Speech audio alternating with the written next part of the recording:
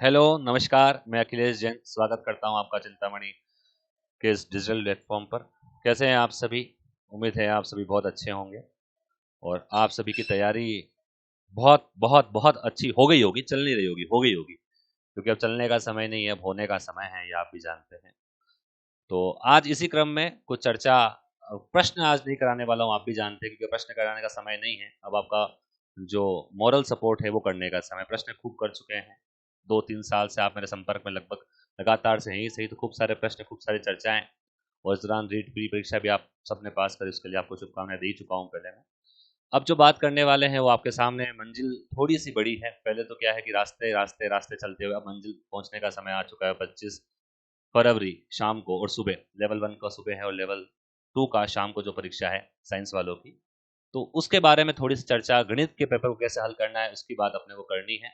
और वैसे तो क्लासेस में मैं आपको टाइम टू टाइम हर बार हर टॉपिक को, हर सवाल को कराते समय कह चुका हूं कि कैसे किस प्रश्न को अटेंड करना है और किन प्रश्नों के उत्तर याद रखना है। यहाँ तक भी मैंने बता रखा है आपको। जो प्रश्न कुछ टफ थे और इंपॉर्टेंट थे उनका मैं लिखवा रखा है, आपको आगे की याद रखना है इन प्रश्नों को।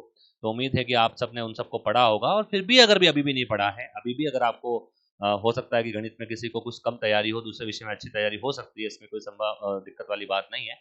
तो मान लीजिए गणित में आपकी तैयारी थोड़ी सी कम हो पाई है और किसी की बहुत अच्छी हुई तो अच्छी बात, वो तो होनी ही चाहिए, लेकिन किसी की अगर तैयारी कम हो पाई है, तो आज अपन थोड़ा सा उसको देखने की कोशिश कर रहे हैं कि कौन से टॉपिक्स ऐसे हैं जहां से अधिकतम प्रश्न बनने की संभावना है, कौन सी चीजें ऐसी हैं जो आपको ध्यान रखनी है, और बिना किसी टेंशन के, बिना किसी, आज जितना भी मैं बताऊं तो उसको सोच के आपको घबराना नहीं है। बड़ा अच्छा सा महसूस होगा, ये बात की गारंटी है, क्योंकि सारी वही बातें मैं फिर से करूंगा जो क्लासों में आपसे करते आया हूँ। ठीक है, आज एक इंस्ट्रक्शन क्लास आपके साथ रखी गई, तो शुरुआत करते हैं। थोड़ा सा पैटर्न को समझ लेते हैं कि अब की बार जो अपने लेवल 2 साइंस की बात करें, लेवल 2 साइंस में जो है वो आपके 30 क्वेश्चन अब की बार प्योरली गणित के आने वाले हैं, आप सबको पता है, और 5 क्वेश्चन लेवल 1 के हैं। क्लियर है? और सिलेबस की अगर बात करें, लेवल 1 का हो, लेवल 2 का हो, सिलेबस सेम है, तो मैं दोनों के लिए चर्चा कर रहा हूँ। अगर मैं लेवल 2 की चर्चा कर रहा हूँ तो लेवल 1 वाले ध्यान देंगे, जो टॉपिक उनके हैं उसके बारे में उनको सुनना है, समझना है। और लेवल 1 का सारे सिलेबस इसके अंदर है, तो मैं केवल लेवल 2 की चर्चा कर रहा हूँ, उसमें ऑटोमेटिकली आपका लेवल 1 का पार्ट कवर हो जाएगा। क्लियर है? अब बात अपन जो आपका सिलेबस है उसी के अनुसार one by one upon 7, 8, 10, 15, 20 topic, जितने भी टॉपिक्स हैं उनकी बात अपन शुरुआत करते हैं। उसमें देखना है कौन से महत्वपूर्ण प्रश्न है जिनके ऊपर विशेष ध्यान रखना है। और मैंने हालांकि आपको कॉपी में लगवा रखा है, लेकिन फिर भी चलिए, पहला टॉपिक जो आपको दे रखा है दोनों ही सब्जेक्ट, दोनों ही लेवल में, लेवल 1 और 2 में, वो है संख्या पद्धति, है ना? संख्या पद्धति। संख्या पद्धति से कौन से क्वेश्चन आ सकते हैं? क्लियर है? सबसे पहली बात तो संख्याओं के बारे में जानकारी, जो अपन ने पहली क्लास में अपन करते हैं ना। मैंने लेवल 1 को पढ़ाया होगा तब भी, लेवल 2 बताया होगा तब भी, सबसे पहले शुरुआत जिस टॉपिक से करी होगी संख्या पद्धति से ही करी होगी। और संख्या पद्धति के अंदर कौन कौन संख्याएं किस किस प्रकार की है, कौन सी संख्याएं किस प्रकार की है, वो सारा मैंने बता रखा हूं। मैं बताऊंगा नहीं कि इसमें 2 प्रकार की होती है, फिर इसके अंदर, फिर इसके अंदर, फिर इसके अंदर। तो सबसे पहला महत्वपूर्ण कार्य, एक संख्या की पहचान आपको आनी चाहिए। संख्या की पहचान आपके पास होनी चाहिए, कौन संख्या किस प्रकार की है। हो सकता है लेवल 1 में तो यही प्रश्न आ जाए कि निम्न में से अभाज्य संख्या कौन सी है, निम्न में से प्राइम नंबर कौन से हैं, या कंपोजिट नंबर कौन से, भाज्य संख्या कौन सी है, जुड़वा भाज्य कौन से, पूर्ण संख्या कौन सी है। वो सारी चीजें अपन ने, ये काल्पनिक संख्याएं कौन सी है, वो सारी संख्याएं अपन ने पढ़ी हुई है। इसके अंदर एक महत्वपूर्ण टॉपिक जो है वो है आवर्त दशमलव, है ना? आवर्त दशमलव वाला, आवर्त दशमलव।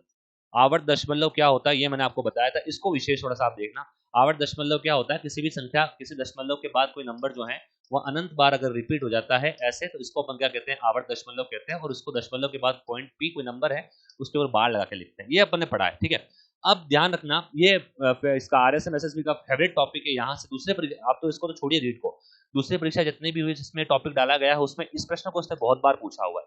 ठीक है, तो एक बार जितने मैंने आपको टॉपिक्स इसके अंदर क्वेश्चंस कराए हुए हैं, बहुत सारे क्वेश्चंस कराए हैं, भिन्न वाले भी कराए हैं।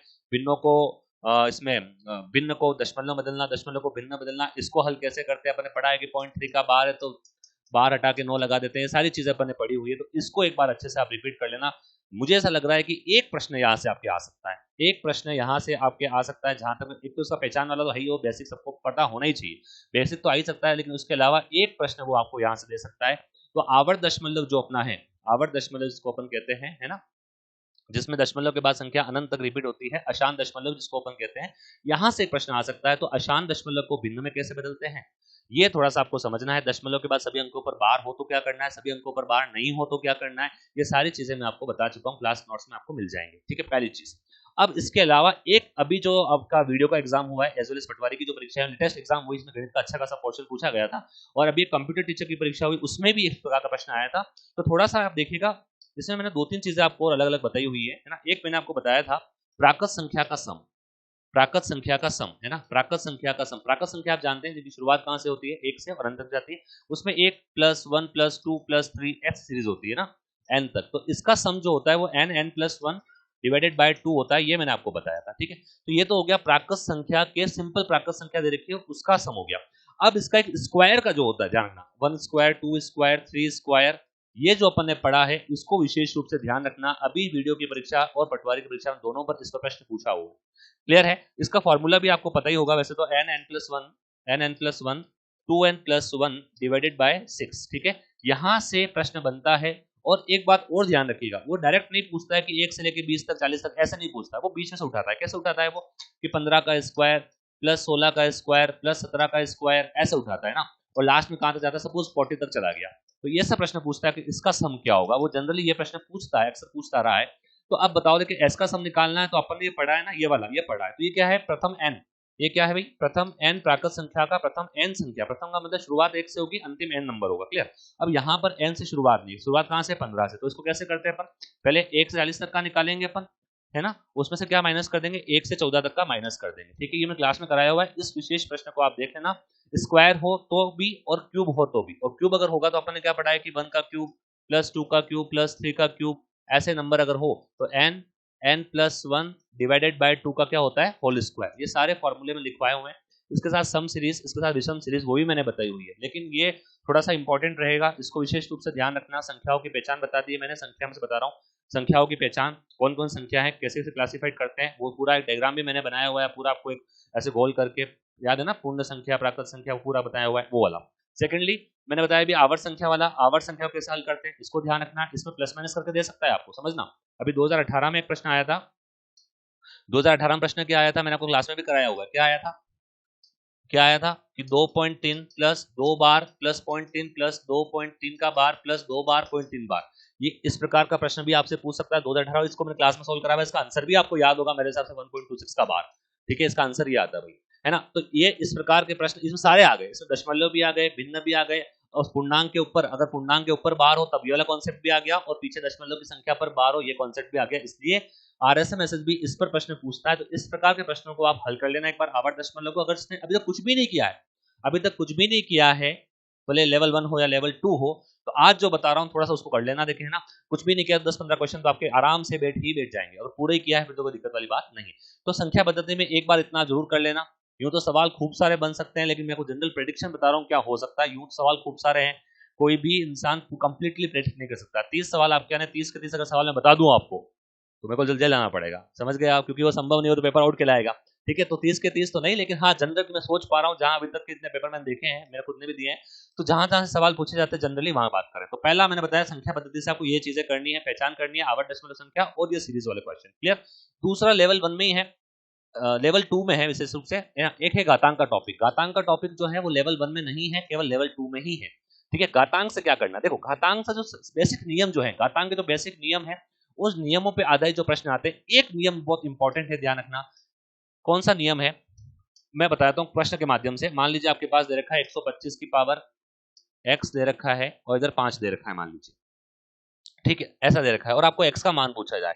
तो इस प्रकार के जो प्रश्न होते हैं, मतलब क्या कि आपको आधार, उधर दोनों तरफ आधार दे रखे होते हैं, और बराबर में उसकी पावर का मान पूछा जाए। तो जब कभी भी पावर हल करनी हो, अपन ने क्या पढ़ा है कि जब कभी पावर हल करनी हो तो आधार क्या होने चाहिए, बराबर। इस कॉन्सेप्ट सवाल आने की संभावना रहती है मित्रों।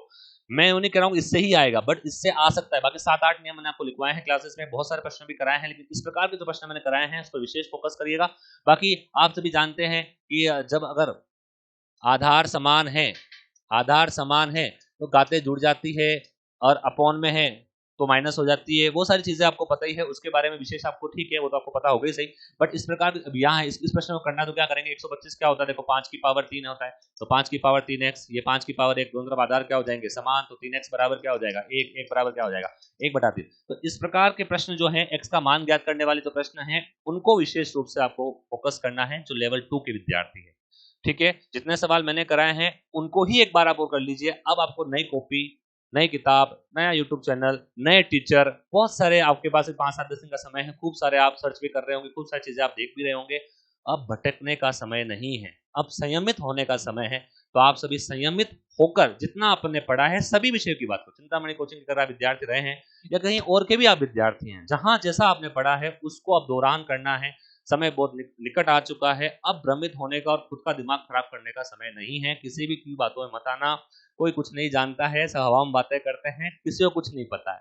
पता केवल RS मैसेज बोर्ड को है कि वो क्या पूछने वाला है, ठीक है। इसलिए आप ये मान के चलें, जो आपने पढ़ा है, जो आपने तैयारी करी है, वो सर्वश्रेष्ठ है, ठीक है। आपसे बेहतर कोई नहीं जानता है और एग्जाम आप ही को देना है। इसलिए किसी की बातों में ना आए, मैं कुछ कहूँ और कुछ कोई कहे, अपन केवल गणित के बारे में बात करें, क्या आ सकता है, ठीक है। और अगर आपने अभी भी इन चीजों को नहीं पढ़ा है और समय आपको लगता है पढ़ सकते हो, तो ही पढ़ना है।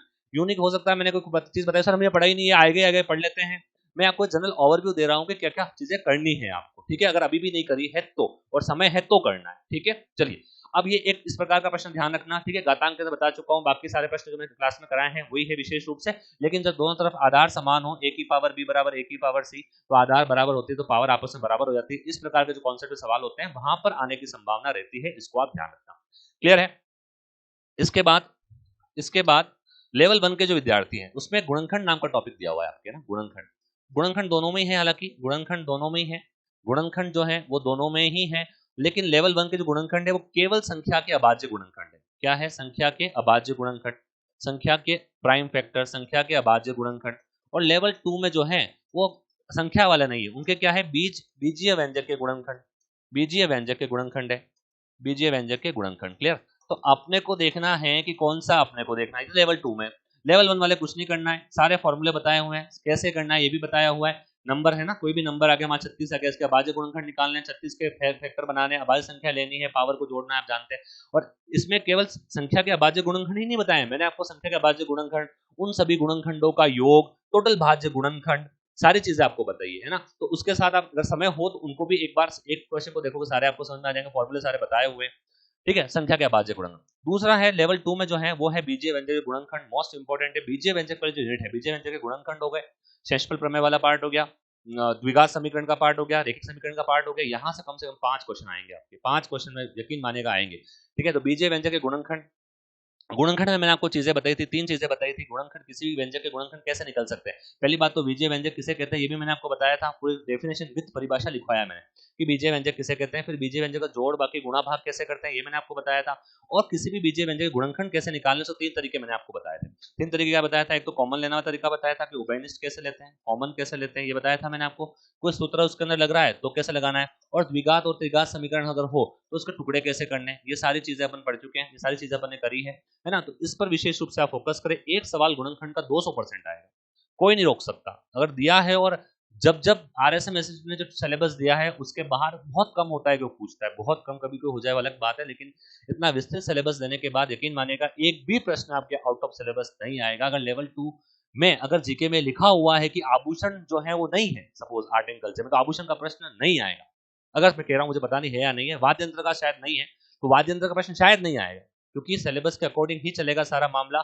इसलिए आपको हटके नहीं पढ़ना, अगर सिलेबस में लिखा है तो प्रश्न आने की संभावना 100% है। अगर आपको इसका एग्जांपल देखना हो तो पटवारी की परीक्षा को पेपर देखिएगा, जैसा सिलेबस दिया, जैसे कि आपकी 5, 7, 10 सब्जेक्ट है, वैसे 15 सब्जेक्ट है ना। तो हर एक सब्जेक्ट से जितना वेटेज दिया उतने ही प्रश्न, 30 क्वेश्चन आपके 40 क्वेश्चन आपके राजस्थान जीके 40 ही आएंगे, और जिसमें टॉपिक दिया उससे प्रश्न आएंगे। तो इसी प्रकार से अपने मैथ्स में भी जो टॉपिक दे रखे हैं वहां से प्रश्न आने निश्चित है। तो बीजीय व्यंजक का गुणनखंड का कम से कम एक सवाल, 2 भी आ सकते हैं, पर कम से कम एक सवाल तो आएगा। उसको हल करने के तरीके में बता चुका हूं आपको, ठीक है। द्विघात त्रिघात समीकरण कैसे करते हैं, द्विघात समीकरण आपको पता है, 2 टुकड़े करते हैं, आगे प्लस लगाना है, गुणनखंड बन जाएंगे। त्रिघात के लिए क्या करते हैं, त्रिघात के लिए पहले x बराबर को वैल्यू मानते हैं, उसका मान क्या हो जाता है, 0 हो जाता है, तो वो उसका गुणनखंड बनता है, फिर उसका भागते हैं, एक गुणनखंड और मिलता है। ये पढ़ रखा है अपने सारा, है ना। तो बीजीय व्यंजक गुणनखंड अपने को अच्छे से पढ़ने। उसके अलावा बीजीय व्यंजक के जो फॉर्मूले मैंने बताए थे, बीजीय व्यंजक के फॉर्मूले बताए थे, उसमें एक चीज मैंने आपको, इस प्रकार के प्रश्न आपको बहुत सारे कराए मैंने, कि x प्लस एक्स बराबर कोई वैल्यू दे रखी हो, x प्लस 1/x कोई वैल्यू दे रखी हो, तो स्क्वायर का मान कैसे निकालें, ये वैल्यू का स्क्वायर माइनस 2, सारी चीजें बताई हुई है। अगर आपको x cube plus 1/x cube पूछ ले तो वैल्यू का क्यूब माइनस 3 into वैल्यू, ये भी मैंने आपको बताया था। तो स्क्वायर क्यूब तो कॉमन है, जनरली ऐसा नहीं पूछेगा। अब वो जो पूछ सकता है वो आपसे पावर 4 पे जा सकता है, बहुत चांसेस है कि पावर 4 पे जा सकता है, पावर 4 पे नहीं तो पावर 5 पे जा सकता है, पावर 5 आने के चांसेस बहुत ज्यादा है। तो इसको फॉर्मूला भी मैंने लिखवाया इसका कि पहले स्क्वायर करना है, फिर क्यूब करना है, माइनस वैल्यू करना है, ठीक है। तो पावर 5 वाला विशेष रूप से देखना, क्योंकि ये तो आपको आता है। तो इसमें क्या करना है, पहले स्क्वायर करते हैं, फिर क्या करते हैं, क्यूब करते हैं, और दोनों को मल्टीप्लाई करके माइनस वैल्यू करते हैं, ठीक। ये वाला थोड़ा सा आप देख लेना। और एक बात विशेष रूप से ध्यान रखिएगा, वो ऐसा नहीं देगा आपको, वो डायरेक्ट ऐसा नहीं देगा। अभी अभी रिसेंटली सीटेट जो ग्रेजुएशन का पेपर हुआ है, सीटेट का ग्रेजुएशन का पेपर हुआ है, उसमें उसने क्या कहा है, उसमें उसने कैसा प्रश्न पूछा है आपको बताया था क्लास में मैंने, उसने कैसे पूछता है, x square minus 3x plus 1 बराबर 0 हो तो वो पूछता है एक्स की पावर 5 प्लस 1 अपॉन एक्स की पावर 5 क्या होगा, ऐसा प्रश्न पूछता है। क्लियर है, ऐसा प्रश्न पूछता है जनरली। तो आपकी भी हो सकता है इस प्रकार का प्रश्न आपसे पूछा जाए। तो अपने ये पढ़ा है, अपन इसका मान कब निकाल सकते हैं, जब अपने को एक्स प्लस 1 अपॉन एक्स का मान पता हो। जब x प्लस 1 अपॉन एक्स अपने पास होगा तभी इसका मान निकाल पाएंगे। तो मैंने उस समय क्लास में भी आपको कहा था कि जब कभी ऐसा प्रश्न आए तो इसके लिए आपको क्या करना है, पहले इस फॉर्मेट में इसको लेके आना है, x प्लस 1 अपॉन एक्स में इसको लेके आना है। तो इसमें क्या करेंगे अपन, x का डिवाइड कर देते हैं, तो एक्स स्क्वायर में x का डिवाइड कर देते हैं, माइनस 3 में x का डिवाइड कर देते हैं, प्लस 1 में x का डिवाइड करते हैं, 0 में भी x का डिवाइड कर देते हैं, तो x स्क्वायर कट जाता है, x बच जाता है, ये 1 अपॉन एक्स बच जाता है, और ये माइनस का हो जाता है, तो 3 बन जाता है। फिर इसको अपन सोल्व कर सकते हैं, ठीक है। तो डायरेक्ट इक्वेशन देगा आपको इस प्रकार से। अब वो यहाँ 3 हो गए, 5 हो गए, कुछ भी मान हो सकता है, इस फॉर्मेट में लेके आना है। फिर पावर 5 पूछे, पावर 4 पूछे, पावर 3 पूछे, कुछ भी पूछे। और मैंने एक बात और कही थी, जब कभी भी x प्लस एक्स की पावर 2 प्लस 1 अपॉन एक्स की पावर 2 आपको कुछ मान दे रहा हूँ, कुछ भी मान दे दे, और इसकी पावर फिर कुछ भी दे दे, प्लस में इसकी पावर कुछ भी पूछ ले, हमेशा आंसर कितना रहेगा, 2 रहेगा। मैंने कहा इसको याद रखना है ना, इसे पूछा हुआ प्रश्न है एक बार, क्योंकि ये 2 कब आ सकता है, जब 1 प्लस 1 होता है, आपको जानते हैं आप चीजें ना। तो ये वाली चीजें विशेष रूप से पढ़ लेना। तो बीजीय व्यंजक के अंदर एक तो इस प्रकार के प्रश्न, दूसरे कौन से, गुणनखंड वाले। एक तो इस प्रकार के प्रश्न कौन से हो गए, x प्लस 1 अपॉन एक्स वाले, दूसरे कौन से हुए, गुणनखंड वाले। गुणनखंड वाले कैसे होंगे, सूत्र से होंगे, आपको पता है 3 सूत्र, वो सारे सूत्र a प्लस बी का whole square, a minus B का whole square, a cube minus B cube, a cube plus B cube, a plus B cube का whole cube, a cube plus B cube plus c cube minus 3ab a plus b वाला, है ना, वो सारे फॉर्मूले। अभी जो ये इसकी वीडियो मेंस की परीक्षा हुई थी उसमें भी ऐसा प्रश्न आया था, मैंने क्लास में भी कराया था कि a cube plus B cube plus c cube minus 3abc जो होता है वो a प्लस बी प्लस, जो a plus B plus C plus के बराबर होता है a square plus B square plus C square minus A B minus B C minus C A. तो इसको विशेष रूप से जानना, इस फॉर्मूले को, इस पर प्रश्न बन सकता है आप लोगों के लेवल 2 वाले विशेष रूप से ना, इस फॉर्मूले को विशेष रूप से जानना। इसमें कुछ वैल्यूज देके आपको ऐसा पूछ सकता है, ठीक है। ऐसा प्रश्न आया था अभी वीडियो मेंस में, उसने ये वैल्यूज दी थी, ये वाली वैल्यू दी थी, अपॉन में इसको डाला हुआ था, और a प्लस बी प्लस सी को पूछा था, मैंने क्लास में कराया आपको, है ना। जो लेवल 2 साइंस वाले विद्यार्थी जो मुझसे पढ़े हैं, मैंने इनको कराया सारी चीजें, है ना, ठीक है। तो इस पर विशेष रूप से जानना, गुणनखंड आपके समझ में आ गए, गुणनखंड करने हैं आपको, क्लियर है। और उसके बाद ये x प्लस 1 अपॉन एक्स वाले सवाल हो गए। उसके बाद एक महत्वपूर्ण चीजें हैं, एक तो है द्विघात समीकरण। एक तो क्या है बेटा, द्विघात समीकरण है कि द्विघात समीकरण हल कैसे होगी, है ना। द्विघात समीकरण के मैंने आपको बहुत इंपॉर्टेंट चीजें बताई थी कि द्विघात समीकरण की पहली बात तो होती क्या होती है, आप जानते हैं X square plus B X plus C, ये क्या होती है अपनी द्विघात समीकरण होती है। और इसके हल जो होते हैं, इसके हल कैसे कैसे होते हैं, 3-4 कंडीशन मैंने आपको बताई थी, उन कंडीशन को ध्यान रखना है ना। अगर आपने बराबर क्लास अटेंड करी तो कंडीशन लिखी हुई होगी, मैं जो कह रहा हूँ शब्द ध्यान रखना और फिर देखना क्या मैं सही कह रहा हूँ। तो 4 कंडीशन मैंने इसके बताई थी, इसके जो मूल होते हैं वो अल्फा बीटा होते हैं, इसके मूल क्या होते हैं, अल्फा बीटा होते हैं। अब इन मूलों में संबंध अपन देख रहा, मूलों की प्रकृति को समझा था। तो अपने डी का मान निकाला, डी का मान क्या होता है, बी स्क्वायर माइनस 4ac होता है, इसका मान ग्रेटर देन अगर 0 आता है, और अगर ग्रेटर देन 0 होता है तो मूल कैसे होते हैं, असमान होते हैं, वास्तविक होते हैं। फिर अगर इसका मान जो है एक पूर्ण वर्ग के अंदर आता है तो मूल परिमेय होते हैं, पूर्ण वर्ग नहीं आता तो अपरिमेय होते हैं। इसका मान 0 के अगर बराबर आता है तो मूल कैसे आते हैं, समान आते हैं। इसका मान अगर लेस देन 0 आता है तो ये मूल कैसे आते हैं, काल्पनिक आते हैं। ये सारी बातें अपन ने पढ़ी हुई है। यहाँ से प्रश्न आ सकता है, कोई समीकरण आपको दिया जाएगा, कोई समीकरण आपको दिया जाएगा, मान लीजिए x square minus 7x plus 12 बराबर 0 का समीकरण आपको दे दिया जाएगा, और आपसे कहा जाएगा कोई यहाँ पे मान लो k है, या आपको k दे देगा, कोई k दे देगा, ऐसे दे देगा, कोई k बराबर 0, और आपसे कहा जाएगा कि इसके मूल जो है, इसके मूल जो है वो वास्तविक है और असमान है, तो k की जगह क्या आएगा। इसमें एक जनरली एग्जांपल देता हूं, तो आपको d का मान उस कंडीशन के अकॉर्डिंग लेना है। अगर वास्तविक है तो ग्रेटर देन 0 लेना है। जनरली केस में वो आपसे क्या कहेगा, इसके मूल समान है, वो क्या पूछेगा आपसे, जनरली इसका क्या कहेगा, ऐसा समीकरण देगा, x square plus 6x plus 9, ऐसा कोई समीकरण देगा, और आपसे कहेगा इसके मूल समान है, या k देके कुछ कांस्टेंट k देगा, मान लो k, और आपसे कहेगा इसके मूल समान है, तो बताओ k का मान क्या होगा। तो मूल समान के लिए क्या कंडीशन पड़ी थी, d बराबर क्या कर लेंगे 0, a b c का मान यानी b स्क्वायर माइनस 4ac किसके बराबर कर देंगे अपन, 0 के बराबर कर देंगे, और c के मान k रख देंगे, तो k का आंसर आ जाएगा। ऐसा सवाल आप देखना क्लास में मैंने कराया हुआ है। तो पहला प्रकार तो ये हो गया कि मूलों की प्रकृति संबंधित प्रश्न आपसे आ सकता है, ठीक है, मूलों की प्रकृति संबंधी प्रश्न आपसे आ सकता है। दूसरा प्रश्न आपके पास आएगा क्या, कि कोई समीकरण आपको दे दी जाएगी, कोई समीकरण आपको दे देगी, मैंने अभी X square plus B X plus C, है ना, इसके मूल दे देंगे आपको अल्फा बीटा, अल्फा बीटा कोई मूल दे देंगे, इसका नाम निकालना पड़ेगा और आपसे कहेगा कि वह समीकरण बताओ जिसके मूल जो है वो अल्फा अपॉन बीटा और बीटा अपॉन अल्फा है। जो दो टेस्ट आपके हुए चिंतामणि कोचिंग पर, जो दो टेस्ट आपके हुए हैं चिंतामणि कोचिंग पर, दो टेस्ट जो आपके हुए हैं, उन दोनों ही टेस्ट पेपर को आप विशेष रूप से एनालिसिस कर लेना, विशेष रूप से अच्छे से उनको पढ़ लेना। जहां तक मैं सोच पा रहा हूं लगभग 70-80% प्रश्न पेपर आपका उसी प्रकार का बनेगा, ठीक है। और नहीं हो तो 25 तारीख शाम को अपन बात कर लेंगे। 25 तारीख शाम को पेपर मेरे पास भी आ जाएगा, मेरा भी एनालिसिस हो जाएगा, मैं खुद भी एनालिसिस कर लूंगा कि जो मैंने बताया है वो आया नहीं आया। तो एक बार जो आपने चिंतामणि कोचिंग के पेपर दिए हैं, अगर आपने दिए हैं दो पेपर, दूसरा 17 वाला कल जो आपका 17 तारीख को है, वो उससे पहले एक जो हुआ है वो 2 पेपर मैंने बनाए थे, ठीक है। तो उन पेपर को एनालिसिस आप स्वयं कर लें और अगर उसके अकॉर्डिंग आपकी तैयारी बहुत अच्छी है और थोड़ी अगर नंबर कम भी आ रहे हैं, कम भी क्वेश्चन अटेम्प्ट हुए, कोई चिंता का विषय नहीं है, बिल्कुल घबराने की आवश्यकता नहीं है। आपको भ्रमित नहीं होना है, घबराना नहीं है, घबराने का समय नहीं है, ठीक है। आप समझ रहे हैं, बिल्कुल ध्यान रखना। चलिए, तो ये हो गया अपना बीजगणित वाला पार्ट। बीजगणित वाला पार्ट मैंने आपको बता दिया क्या क्या चीज है। अगला आपका आता है अंकगणित का पार्ट। अंकगणित का पार्ट बहुत अच्छा है आप सबका वैसे तो, इसमें अब ये लेवल 1 वाला भी ध्यान देंगे इसके ऊपर। ये है आपका प्रतिशत वाला पार्ट। एक प्रतिशत आपका है, एक लाभ हानि है, प्रतिशत है, लाभ हानि है दोस्तों, प्रतिशत है, लाभ हानि है, अनुपात है, अनुपात समानुपात है ना। तो इसमें इसके साथ ही मैं ब्याज जोड़ देता हूँ। अनुपात है और साथ में इसको कौन सा है बेटा, ब्याज है। ब्याज में एसआई और सीआई दोनों हैं आपके, सीआई और एसआई, एसआई और सीआई, ठीक है। अनुपात समानुपात, और ये 4 टॉपिक आपके जो हैं वो अंकगणित के हैं मुख्य रूप से, ठीक है। चलिए, प्रतिशत तो वैसे भी विशेष रूप से कोई आपको पता है, प्रतिशत तो इन सब की जान, अगर प्रतिशत आएगा तो ये चीज आपसे क्लियर हो जाएगी। प्रतिशत के अंदर कौन से प्रश्न ज्यादा इंपॉर्टेंट है, देखो एक तो परीक्षा वाले प्रश्न आते हैं बेटा। परीक्षा वाले प्रश्न जानते हो आप कि किसी विद्यार्थी ने एक परीक्षा दी, उसको इतने % नंबर चाहिए थे, इतने % नंबर से फेल, इतने नंबर से फेल हो गया, इसका उतना उत्तीर्णांक है, तो बताओ कुल क्या है। तो परीक्षा वाले प्रश्न जो मैंने आपको क्लास में कराए हैं, परीक्षा वाले प्रश्न विशेष रूप से आप उनको अच्छे से हैंडल करें, अच्छे से समझें परीक्षा वाले प्रश्न, ठीक है। दूसरा जो है वो है क्रमागत प्रतिशत वाले। क्रमागत प्रतिशत वाले कौन से हैं, कि किसी क्रमागत प्रतिशत वाले, क्रमागत प्रतिशत वाले एक विशेष रूप से ध्यान देना इस पर, अभी मैं टेस्ट में भी दिए थे प्रश्न।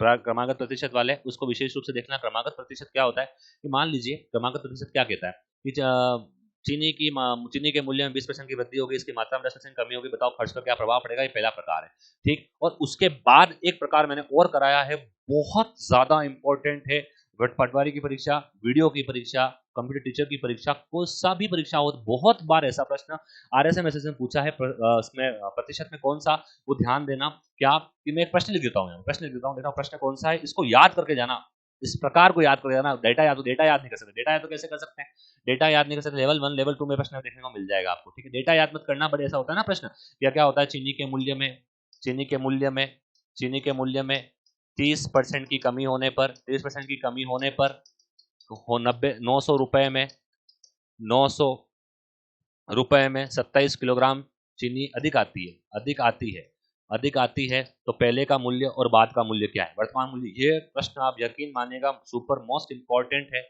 आ सकता है प्रश्न, यही ये तो नहीं आएगा, आंकड़े बदलेंगे यहाँ पर, बट चीनी बदल जाएगी, पर कॉन्सेप्ट यही रहेगा। तो इसको कैसे करना बताया मैंने आपको, या तो आप क्या करो 900 का 30% डायरेक्ट ले लो। 900 का 30% कितना होता है, 9 से 27, 270 रुपए, 270 कितने किलोग्राम आ रही है, 27 किलोग्राम, 27 का भाग दोगे तो अभी का भाव आ जाएगा 10 रुपए प्रति किलोग्राम। ये अभी का भाव निकालने का तरीका है, और पहले का भाव निकालना हो तो 10 किलोग्राम जो है वो 70% है, इंटू 100 कर देना। ये अपन सारा पढ़ा हुआ है क्लास में। अब मैं गणित नहीं सिखा रहा हूँ, गणित सोल्व कैसे करते हैं, मैं बता रहा हूँ क्या सोल्व करना है, क्या पढ़ना है, ये बता रहा हूँ, ठीक है। बाकी ये तो मैंने खूब सारी वैरायटी आपको इसके अंदर कराई हुई है। तो 2 प्रकार के विशेष रूप से, तो परीक्षा वाले प्रश्न, क्रमागत प्रश्न, मैं सोच पा रहा हूँ लेवल 2 साइंस में प्रतिशत से कम 2 सवाल तो आने ही चाहिए, ज्यादा भी आ सकते हैं पर कम से कम 2 सवाल तो आपको प्रतिशत के देखने को मिलेंगे ही मिलेंगे, इस बात की गारंटी है। क्लियर है। मैं बीजगणित वाले पोर्शन से 5 सवाल कह चुका हूँ, घातांक से 100% 1 सवाल आएगा, संख्या पद्धति से 1 या 2 सवाल आएंगे, ठीक है।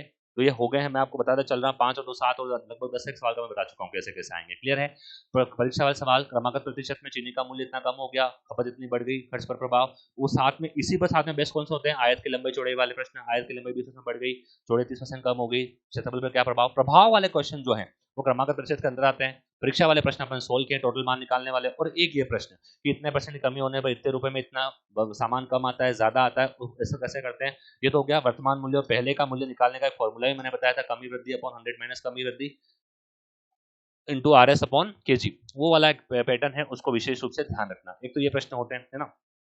अब कौन से प्रश्न इसके अंदर और आपको देख रहे हैं, एक तो देखो चुनाव वाला का देखना, हल्का हल्का देखो तो वैसे चुनाव वाले अभी तक तो काफी टाइम से प्रश्न आया नहीं है, बट चुनाव वाला भी मैंने आपको कराया है, चुनाव वाले भी देखना। और एक मोस्ट इंपॉर्टेंट और, अगर एक प्रश्न तो यहाँ से आएगा, ये बात तय मुझे लग रहा है कि एक प्रश्न तो यहाँ से आना चाहिए चीनी वाले मिलकर, और एक प्रश्न आपका आएगा मिश्रण से, आना चाहिए, आना चाहिए, आएगा नहीं कह रहा हूँ, आना चाहिए। मिश्रण क्या होता है? मिश्रण वही अपना कि किसी 400 ग्राम नमक के विलयन में 30% नमक है, मान लीजिए 400 ग्राम नमक के विलयन में 30% नमक है, इसमें कितना नमक और मिला कि नमक की मात्रा इतनी हो जाए। तो ये मिश्रण वाले सवाल जो मैंने क्लास में आपको एक लाइन में करना सिखाया था, क्या कि दोनों कांस्टेंट वैल्यू जो बराबर है, जो नहीं बदल रही है, उसको बराबर करके रिक्वायर्ड मान कैसे निकालते हैं, वो वाले प्रश्न को विशेष रूप से आप देख लेना बेटा, है ना। मिश्रण जो है, मिश्रण वाला प्रश्न आना चाहिए आपका, मिश्रण वाला प्रश्न समझ गए आप, प्रतिशत में मात्रा दे रखी होगी, मिश्रण की कॉपी खोलिएगा, सारे प्रश्न आपको मिलेंगे वहीं पे, क्लियर है। तो ये मिश्रण वाला सवाल देख लेना। चुनाव वाले ठीक है, आ भी सकते हैं, नहीं भी आ सकते हैं। क्रमागत प्रतिशत और परीक्षा में से 100% है, क्रमागत में ये भी इंक्लूड है ना, कि किसी चीनी के मूल्य में आम के मूल्य में इतने % कमी होगी, इतने किलोग्राम आम ज्यादा आते हैं, कम आते हैं, वो वाली चीज। तो ये होगी परसेंटेज की बात, ये हो गई कौन सी बात? परसेंटेज की बात। और अगर आपको और कौन से प्रकार के आ सकते हैं, तो मैंने 2 टेस्ट आपके बनाए हैं। 17 तारीख को आपके टेस्ट है, कल आज 16 को रिकॉर्ड कर रहा हूँ ये वीडियो में। 17 तारीख को आपके टेस्ट है चिंतामणि पे, उसमें आप देखना प्रश्न, उसी प्रकार के प्रश्न आपको एग्जाम में देखने को मिल सकते हैं, ठीक है। चलिए, उसके बाद आपका है लाभ हानि। लाभ हानि को भी वही बात फिर से, लाभ हानि में जो विशेष रूप से प्रश्न बनते हैं, एक तो वही प्रश्न बनते हैं, सबसे पहले तो कौन से बनते हैं कि 25 वस्तुओं का क्रय मूल्य 20 वस्तुओं के विक्रय मूल्य के बराबर है, लाभ और हानि परसेंट बताओ। पहला प्रश्न तो ये बनता है, बहुत बार करा रखा है मैंने, रीट में खूब बार आ चुका है। एक प्रकार तो ये बनता है। दूसरा प्रकार क्या बनता है? दूसरा प्रकार वो बनता है कौन सा कि इतनी वस्तुएं बची, मतलब मान लो कि आपने 33 मीटर कपड़ा बेचा, 33 मीटर कपड़ा बेचा, या हाँ 33 मीटर कपड़ा बेचा, 11 मीटर कपड़े के क्रय मूल्य के बराबर लाभ या हानि हुई। तो विक्रय मूल्य क्रय मूल्य के बराबर लाभ हानि जब कभी हो, विक्रय मूल्य क्रय मूल्य के बराबर लाभ हानि जब कभी भी हो, तो अपन क्या करते हैं, जिसके बराबर लाभ हानि उसको 1 रुपया मानते हैं, फिर क्वेश्चन को सोल्व करते हैं। ये पैटर्न भी मैंने क्लास में कराया, अच्छे से उसको भी आप समझना, ठीक है। तीसरा पैटर्न जो मैंने आपको कराया था, तीसरा पैटर्न इसके अंदर जो है एक वो है जिसमें क्या हो, दो विक्रय मूल्य समान हो, विक्रय मूल्य क्या हो, विक्रय मूल्य क्या हो, समान हो, और लाभ और हानि प्रतिशत भी क्या हो, लाभ प्रतिशत और हानि प्रतिशत भी क्या हो, समान हो। लाभ प्रतिशत हानि प्रतिशत में क्या हो, समान हो। तो इस सौदे में हमेशा क्या होती है, हानि, और हानि कितनी होती है, हानि बराबर गिवन बाय %/10 का होल स्क्वायर। ये मैंने आपको बहुत प्रश्न इस पर कराए हैं, तो इस पर भी प्रश्न एक बार आया हुआ है, तो इसको विशेष रूप से आपको देखना है, ठीक है। ये प्रश्न आप विशेष रूप से ध्यान रखिएगा, परसेंट और हानि का। या फिर क्या होता है कि एक तरफ लाभ होता है, एक तरफ क्या होती है, हानि, ओवरऑल लाभ हानि आपको दिया हुआ होता है, तो अपन एलिगेशन लगा के भी करते हैं। तो ऐसे प्रश्न मैंने आपको कराए हैं, उनको आप देखना लाभ हानि के अंदर, ठीक है। मेरी कॉपी रिपीट आप रिवाइज कर लेना एक बार, ज्यादा आपको परेशानी नहीं आएगी उसके अंदर, क्लियर है। चलिए आगे बात करें। इसके अंदर एक वो चोर वाला है ना, बेईमान दुकानदार वाला, बेईमान दुकानदार वाला देख लेना। बेईमान दुकानदार में जब वो खरीदते समय बेईमानी करता है तब तो अलग चीज है, बेचते समय करता है, लेकिन दोनों साथ में कर ले, खरीदते समय बेईमानी और बेचते समय बेईमानी, दोनों बेईमानी अगर साथ में कर लेता है तो अपन सक्सेसिव परसेंटेज शो करते हैं, ये ध्यान रखना। दोनों तरफ बेईमानी हो तो क्या करते हैं, सक्सेसिव परसेंटेज। एक प्रश्न ऐसा आएगा कि एक व्यक्ति सामान को खरीदते समय 10% की बेईमानी करता है, बेचते समय भी 10% की बेईमानी करता है, उसका लाभ कितना है, तो वो कैसे निकालते हैं, 10+10 + 10 × 10/100 है ना, आपको पता है सक्सेसिव कैसे करते हैं, क्लियर है। तो ये वाली चीजें विशेष रूप से देखना। अब इसके अंदर आता है अगला आपका अंकित मूल्य, कि अंकित मूल्य के प्रश्न कैसे करने हैं। अंकित मूल्य का अब क्या होता है आप जानते हैं, अंकित मूल्य में प्रश्न आसान आएगा, वैसे तो आना चाहिए। अंकित मूल्य, अंकित मूल्य में प्रश्न कैसा आएगा, देखो अंकित मूल्य में प्रश्न कैसे, कुछ भी नहीं आएगा। पहला आपको, मैं जहाँ सोच पा रहा हूँ, प्रश्न ऐसा आ सकता है कि किसी वस्तु का अंकित मूल्य समथिंग कुछ है, उस पर इतना डिस्काउंट दिया, फिर इतना लाभ हुआ, बताओ क्रय मूल्य क्या है। एक प्रश्न तो ऐसे बनेगा, एक प्रश्न इसके अंदर क्या बनेगा, ऐसे बनेगा। और दूसरा प्रश्न क्या बनेगा कि अंकित मूल्य दे देंगे आपको, अंकित मूल्य दे देंगे, या फिर आपको दे देंगे कि 5%, 15%, 10% और 5%, 3 बट्टे दिए गए, बताओ इसका समतुल्य बट्टा क्या है, इसका समतुल्य बट्टा क्या है, इक्विवेलेंट डिस्काउंट क्या है, समतुल्य बट्टा क्या है, इक्विवेलेंट डिस्काउंट क्या है, इसको अपने को करना आना चाहिए, अपने पढ़ा है कैसे करना है। तो अंकित मूल्य वाले प्रश्न देख लेना। जहां तक मैं सोच पा रहा हूँ अंकित मूल्य का सवाल मिक्स होके ही आएगा, लाभ हानि के साथ अंकित मूल्य मिक्स होके आना चाहिए। एक सवाल एक तो प्योर लाभ हानि का आएगा, बोलता है यहाँ से भी 2-3 प्रश्न सोच पा रहा हूँ मैं आएंगे, 2 प्रश्न कम आराम से आने चाहिए ना। लाभ हानि बड़ा इंपॉर्टेंट टॉपिक है, तो एक तो अपना ये वाले जो प्रश्न अपन ने कर रखे हैं वो वाले, और दूसरा अंकित मूल्य वाला प्रश्न। अंकित मूल्य वाले प्रश्न में क्या होगा कि अंकित मूल्य साथ में लाभ हानि का, तो अंकित मूल्य भी कवर हो जाएगा, लाभ हानि भी कवर हो जाएगी। तो मैंने इसको अलग से आपको पढ़ाया हुआ है लाभ हानि के साथ में, ठीक है। उम्मीद है आप देख रहे हैं, क्या बात समझ आ रही है, बिल्कुल। चलिए अगला जो है अपना ब्याज। देखो लेवल 1 के विद्यार्थी के की बार पहली बार ये चक्रवृद्धि ब्याज को जोड़ा गया है, तो जहां तक संभावना है साधारण ब्याज, एसआई और सीआई, एसआई और सीआई, एक बात को समझना, एक बात को समझना आप, एसआई और सीआई अगर साथ में टॉपिक दिए हुए तो दोनों का अलग अलग क्वेश्चन आना संभव, कम पॉसिबिलिटी है दोनों का अलग अलग आए। प्रश्न ज्यादा तक संभावना है दोनों का शामिल होकर ही आएगा, लेवल 1 में शामिल होकर ही आएगा, क्योंकि प्रश्न ही 5 आने तो वहीं से बनाएगा। दोनों का शामिल अगर प्रश्न आता है दोनों का शामिल प्रश्न आता है, दोनों का अंतर वाले जो प्रश्न होते हैं इसको विशेष रूप से आप देख लेना, सुपर मोस्ट इंपॉर्टेंट। अभी जितनी परीक्षा हुई उसमें अंतर का प्रश्न पूछा गया है। अंतर 2 साल का समय हो, 3 साल का समय हो, अंतर के फॉर्मूले मैंने लिखवाए हैं। इफेक्टिव रेट से कैसे करते हैं वही मैंने आपको बताया है।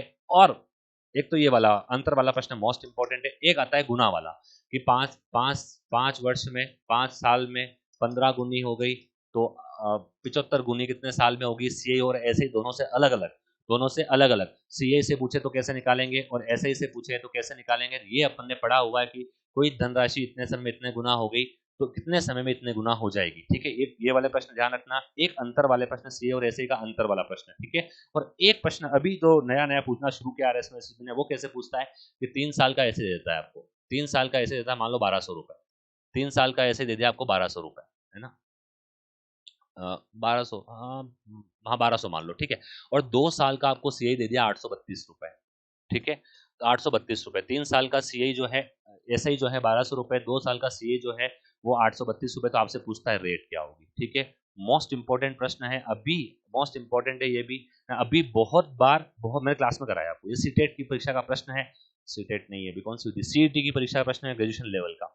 ठीक है, ये आपके ग्रेजुएशन स्तर का जो परीक्षा में पेपर आए थे वैसा पेपर आपके आएंगे, ध्यान रखिएगा। अभी लेवल 2 की भी ये सीनियर सेकेंडरी लेवल की भी हुई थी, 12वीं स्तर के प्रश्न वैसे भी आ सकते हैं, बट सीईटी वाला लेवल थोड़ा स्टैंडर्ड लेवल है तो वो आपके आ सकता है। तो ऐसा प्रश्न पूछा था। तो यहाँ पर कॉन्सेप्ट क्या काम मिलना, एक संबंध ध्यान रखना। 2 साल का मैंने बताया मैंने कि सीए और एसए का जो अनुपात होता है 2 साल के लिए, 2 वर्ष के लिए सीए और एसए का अनुपात क्या होता है, सीए एसए बटा क्या होता है 200 प्लस आर बटा 200, 200 प्लस आर बटा 200। इस संबंध से अपन कर सकते हैं, ये तो अपना फॉर्मूला हो गया। पर अपने इसको काम में नहीं ले तो भी अपन कर सकते हैं। अपन ये जानते हैं कि हर साल का सीए क्या होता है अलग अलग, हर साल का ऐसे क्या होता है बराबर। ये 1200 रुपए तो पहले साल कितने मिले होंगे 400, फिर 400, फिर 400, ऐसे करते हैं इसको सीआई। ठीक है, और अपन जानते हैं कि सीए और ऐसे प्रथम साल का कितना होता है बराबर, ये भी 400 हो जाएगा। लेकिन अगले साल कितना हो गया 432 रुपए हो गया, अगले साल कितना हो गया 432, तभी टोटल कितना मिल रहा है 832, क्योंकि पहले साल का सीए और ऐसे क्या होता है बराबर। तो इसका मतलब 400 रुपए तो अगले साल भी मिले थे और 32 रुपए क्या मिला था 400 रुपए का ब्याज था। तो 32 400 का कितना परसेंट है ये अपने को निकालना है। ये प्रश्न मैंने सोल्व करा दिया, ये 8% आएगा। ये आपके एग्जाम का प्रश्न सीईटी का। ठीक है, तो ऐसे प्रश्न ध्यान रखना, वो फॉर्मूले से करो आप तब भी ठीक। बाकी 2 साल का ये सीए 2 साल के दिया रहेगा, ध्यान रखना। और ऐसे कितने भी साल का देगा कोई दिक्कत थोड़ी, हर साल का ऐसे बराबर होता है। 3 साल का 1200, 1 साल का 400, पहले साल का सीए ऐसे बराबर होता था। एक प्रश्न ये वाला, एक प्रश्न अंतर वाला, समझ रहे हैं आप, अंतर वाला। और एक प्रश्न कितना समय में इतने गुना हो जाएगा, सीए और ऐसे दोनों में। 3 प्रकार के प्रश्न आप रट लेना, गारंटेड एक प्रश्न मिलेगा। अगर ब्याज के प्रश्न 2 या 3 भी आते हैं, लेवल 2 के अंदर बात कर रहा हूँ, लेवल में तो एक ही आएगा, लेवल 1 में एक आने का जो है वो इन दोनों में से आएगा, जहां तक मैं सोच पा रहा हूँ। ठीक है, या तो आपसे वो सीए ऐसे देगा 2 साल का, या फिर आपको अंतर का देगा, लेवल 1 का बता रहा हूँ। लेवल 2 वाले विद्यार्थी ध्यान रखें, 3 प्रश्न आ सकते हैं आपके, सिंपल भी दूसरा भी आ सकता है, चक्रवृद्धि ब्याज ज्ञात करने का भी आ सकता है, मैंने वो भी बताया। यूनिक इनको पढ़ने से उनको भूल जाओ, मैं आपको लास्ट का तरीका बता रहा हूँ कहाँ विशेष फोकस करना है। अभी तक किसी ने कुछ पढ़ा ही नहीं है, अभी तक किसी ने कुछ नहीं पढ़ा है, और अब वो चाहता है कि मैं सर क्या करूं ऐसा कि मेरे कुछ ठीक ठाक मामला बैठ जाए गणित में। तो मैं 3-3 4 चीजें हर टॉपिक में बता रहा हूँ, इनको आप विशेष रूप से कर लें। अगर आपने मुझसे पढ़ा है तो मेरी कॉपी को बार बार 2-4 बार आप देख लीजिए, बट घबराएं नहीं, आत्मविश्वास नहीं खोएं, आत्मविश्वास बनाए रखें। ठीक है, ये अगर आपने गणित पढ़ी है, तैयारी करी है, तो इन प्रश्नों को करा होगा, ये आपके लिए नए नहीं है, समझना।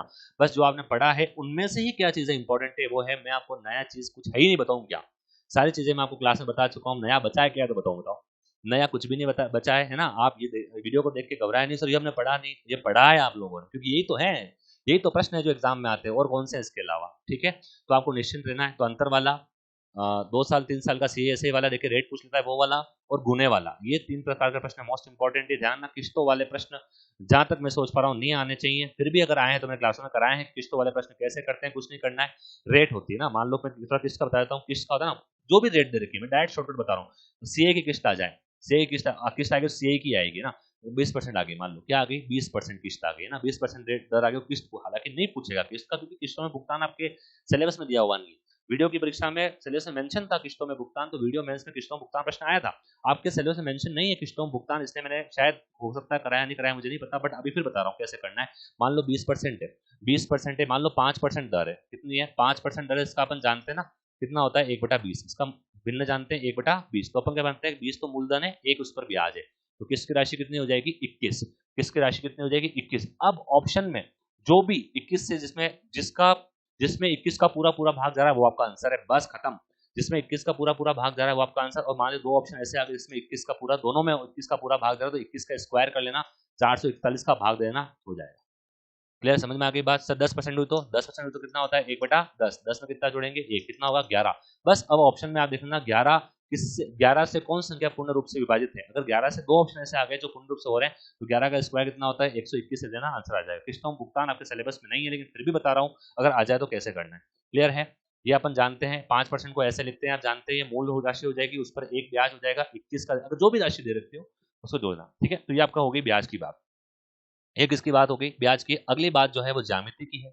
ज्यामिति से कम 5 सवाल नोट डाउन कर लो, 5 सवाल से कम नहीं आएंगे, ठीक है। और लेवल 1 में इसका एक ही टॉपिक है, रेखा व कोण। रेखा व कोण, रेखा व कोण लेवल 1 में, ठीक है। मैं एक महत्वपूर्ण बात लेवल 1 वालों को बता रहा हूँ, क्या कि किसी बिंदु के चारों ओर बनने वाले कोणों का मान कितना होता है 360 डिग्री, पहला ये। और सरल रेखा जो होती है वो प्रत्येक बिंदु पर 180 डिग्री का कोण बनाती है। ये दो चीजें, और तीसरी एक तिर्यक रेखा वाले सवाल, इन तीन चीजों को देखना, इसके बार प्रश्न नहीं जाएगा, गारंटी है। इसके बार प्रश्न जा ही नहीं सकता। किसी बिंदु के चारों बनने वाले कोण 360 होता है। आमने सामने के जो शीर्षाभिमुख कोण बराबर होते हैं वो तो आप जानते ही हैं, ठीक है।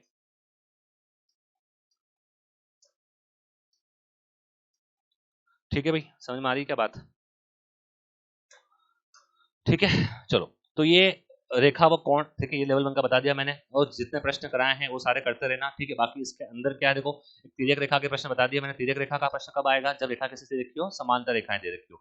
त्रिभुज के तीनों कोणों का योग 180 डिग्री होता है, ये आप जानते हैं। पर इससे भयंकर बात आप क्या जानते हो ना, इससे भयंकर बात आप जानते हो ना, क्या जानते हो कि त्रिभुज के किसी भी बाह्य कोण का मान, जो मेरे से पढ़ा है, जिन्होंने मेरी क्लास लिया, उन्होंने ऐसे खूब सारे प्रश्न कराए और हर सवाल में कॉन्सेप्ट लगा है क्या, और त्रिभुज का प्रश्न तो हर बार लगा है क्या, कि त्रिभुज के बाह्य कोण का मान उसके अंतर कोण के विपरीत कोणों के योग के क्या होता है बेटा, बराबर होता है सी डैश। ये मैंने आपको बताया था। और ये जो मैंने सवाल कराए हैं ये बहुत इंपॉर्टेंट कॉन्सेप्ट है कि त्रिभुज के किसी भी बाह्य कोण का मान अंतर कोण के विपरीत कोणों के योग के बराबर होता है। रेखा व कोण, रेखा हमेशा 180 डिग्री का कोण बनाती है, आपको पता। रेखा 180 डिग्री कोण बनाती है, उसमें कोई दिक्कत नहीं है। ये शीर्षाभिमुख कोण बराबर होते हैं और सभी कोणों का योग 360 डिग्री होता है, इसमें भी कोई दिक्कत नहीं है। परंतु त्रिभुज का प्रश्न, अगर त्रिभुज की बनी हुई है तो उसके बाह्य कोण का मान अंतर कोण के विपरीत कोणों के योग के बराबर होता है। 2018 में एक प्रश्न आया था ऐसा, और इसमें क्लास में भी कराया हुआ है। इस कोण का मान पूछा था, ये कोण का मान दे रखा था, क्लियर है आपको, है ना। ये सारी इस कोण का दे रखा था, किसी एक कोण, इन दोनों कोणों का दे रखा था, ऐसे प्रश्न कराए हुए मैंने। तो इसका मान निकालना था, इसी कॉन्सेप्ट से करना सिखाया था मैंने। तो त्रिभुज के बाह्य कोण का मान अंतर कोण के विपरीत कोणों के योग के बराबर होता है। ये जबरदस्त इंपॉर्टेंट प्रश्न है, इस पर ध्यान देना विशेष रूप से। और एक प्रश्न मैंने आपको क्लास में कराया हुआ है ना, एक स्टार वाला क्वेश्चन है ना, स्टार वाला। अगर स्टार वाला क्वेश्चन आ जाए, इस स्टार के जो कोण बन रहे हैं ना कोने पे, 1 2 3 4 और 5, इन सभी कोणों का योग कितना होता है 180 डिग्री। आंसर याद रखना, करते कैसे हैं, क्लास में सिखा रखा है मैंने, क्लास में सिखा रखा, लेकिन याद रखने वाला प्रश्न है। कोई स्टार वाला कोई प्रश्न आ जाए तो सभी कोणों का योग कितना होता है बेटा 180 डिग्री होता है। बाकी प्रश्न मैंने क्लास में कराए हुए हैं, विशेष कुछ परेशानी नहीं है। परिभाषाएं याद नहीं करोगे तब भी चल जाएगी, परिभाषाओं कल समझने के लिए लिखवाया था मैंने आपको, कि आपके जो आएगा वो प्रश्न ही आएगा, ठीक है। चतुर्भुज के चारों कोणों का योग 360 डिग्री, त्रिभुज के तीनों कोणों का योग 180 डिग्री, रेखा हमेशा 180 डिग्री की होती है। बस यही कॉन्सेप्ट इसके अंदर है, विशेष परेशानी नहीं होनी है आपको, है ना। क्योंकि इसमें तो प्रश्न जो आएगा, डायग्राम आएगा, उसका तो करना पड़ेगा। एक डायग्राम ये याद रखना, इसका आंसर आपको निकालना सिखाया मैंने। ऐसा वाला डायग्राम आता है बहुत बार, है ना। ये यहाँ पर कौन देता है, यहाँ पर देता है, यहाँ पर पूछता है आंसर। अधिकतर इसका आंसर आता है 60 डिग्री आता है, ये आपको भी पता है, ये याद मत कर लेना आंसर 60, है ना। तो आता है ऐसा है, ये मैंने प्रश्न बताया हुआ है आपको क्लास में, ठीक है। चलो, इसके बाद है त्रिभुज की बात करें, बस यहाँ तक है लेवल 1 का। लेवल 1 में इसके अलावा कुछ भी नहीं है। हाँ, आगे भी लेवल में चीजें और आएगी, बताऊंगा अभी ना, थोड़ी सी आगे चीजें बताऊंगा। इसके अलावा आपके पास त्रिभुज है। त्रिभुज के अंदर बेटा समरूपता और सर्वांग समता, बस दो ही चीज है, समरूपता है और सर्वांग समता है। सर्वांग समता है और समरूपता है, इसके अलावा कुछ पढ़ना ही नहीं है, क्योंकि है ही नहीं तो क्या पढ़े, सर्वांग समता और समरूपता। बस सर्वांग समता के 3 नियम आप जानते हैं, S S S, S A S और ए एस ए। और अगर वो है आर एच एस, कौन सा वाला है, समकोण त्रिभुज। बस 4 नियम। कौन से नियम, बस आपको चित्र देगा, क्या देगा, चित्र देकर पूछेगा कौन से नियम से सर्वांग समता लग रही है। 4 में देखना, तीनों भुजाएं बराबर तो एस एस एस, 2 भुजा और बीच का कोण बराबर हो तो एस ए एस, 2 कोण और कोई एक भुजा बराबर हो तो ए एस ए, और अगर समकोण त्रिभुज है तो आर एच एस रूल। ये आप जानते हैं। सर्वांग समता में कोई विशेष परेशानी है, सर्वांग समता दूना जान से। सर्वांग समता का सवाल कहां से बन सकता है, सर्वांग समता का सवाल बनेगा आपका 100% मुझे जहां लग रहा है ऐसे डायग्राम के साथ, ठीक है, कि दोनों भुजाएं को क्या देंगे, समांतर। समरूपता कहाँ लगी, ध्यान रखना, समता कहाँ लगती है, जहां त्रिभुज के किसी एक त्रिभुज के तीनों कोण, किसी एक त्रिभुज के तीनों कोण दूसरे त्रिभुज के तीनों कोणों के क्या हो जाए, बराबर हो जाए, वहां पर क्या लगती है बेटा, समरूपता। और समरूपता अगर लग गई तो नियम अपने को पता है कि संगत भुजाओं का अनुपात क्या होता है, बराबर। अभी वीडियो मेंस की जो परीक्षा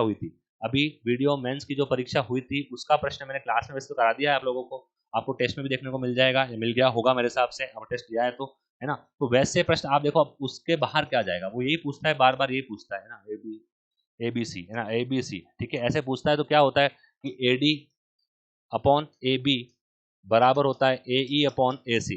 इस कॉन्सेप्ट में प्रश्न पूछता है, या तो वो आपको क्या देगा, इनके माप दे देगा सेंटीमीटर में, कोई मात्रा में माप दे देगा, या फिर ABX ऐसे Y ये BC ऐसे कोई देखे ऑप्शन दे देगा आपको, ठीक है। तो समरूपता में अंदर संगत भुजाओं का अनुपात बराबर होता है, सुपर मोस्ट इंपॉर्टेंट है, आएगा प्रश्न तो यहीं से आएगा, समरूपता का प्रश्न यहीं से आएगा कि संगत भुजाओं का अनुपात क्या होता है, बराबर, पहला।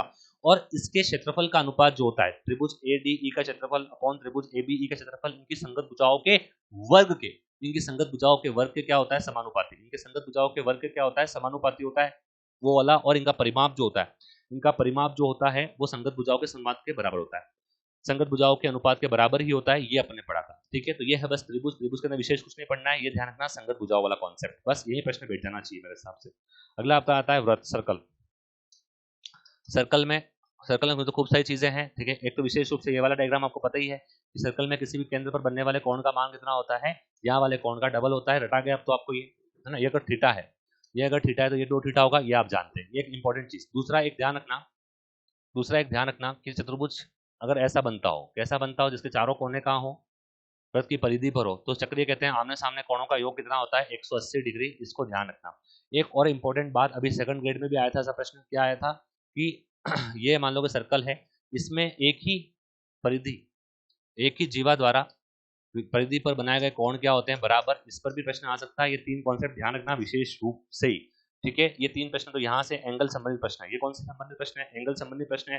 दूसरा एक बताया था मैंने स्पर्श रेखा वाला, कौन सा बताया था, स्पर्श रेखा वाला क्या होता है, देखो ध्यान से, ये स्पर्श रेखा ऐसे दे दी जाएगी आपको, ठीक है। यहाँ पर ध्यान रखना, ये मान लो A है, ये A B है, ये P है, तो ये एक तो पहली बात तो PA बराबर क्या होता है, PB, स्पर्श रेखाओं की संख्या बराबर। एक विशेष ध्यान रखना, यहाँ पर ऐसे डायग्राम बना देता है, ठीक है। तो एक बात है, ये 90 डिग्री हो गया, है ना, क्योंकि स्पर्श रेखा और जीवा के ये त्रिज्या और स्पर्श रेखा, ये ना स्पर्श बाहर से जा रही है, स्पर्श रेखा के मान 90 डिग्री कोण होता है, ये कोण और ये कोण जो होते हैं उन दोनों का योग 180 डिग्री होता है, ध्यान रखना। और अगर इसको बराबर करें दोनों ये सर्वांग सम त्रिभुजों में बढ़ जाते हैं, इसको ध्यान रखना। और इसको यहाँ से भी मिला सकता है, आपकी बात, इसको यहाँ से भी मिला सकता है, ठीक है। तो अभी जो वीडियो में प्रश्न आया था वो क्या आया था, ऐसा डायग्राम बना के दे रखा था आपको, एक स्पर्श रेखा इसमें एक स्पर्श रेखा यूं दे रखी थी, एक स्पर्श रेखा इसकी यूं दे रखी थी, एक तो स्पर्श रेखा यूं दे रखी थी और दूसरी स्पर्श रेखा इसके ऐसे दे रखी थी, क्लियर है। और यहाँ पे जुड़ा हुआ था ऐसे और ऐसे, ठीक है। तो यहाँ पर कुछ मान दिया हुआ था, यहाँ पर कुछ मान दिया था, इसका मान पूछा था, ठीक है, क्लास में भी कराया।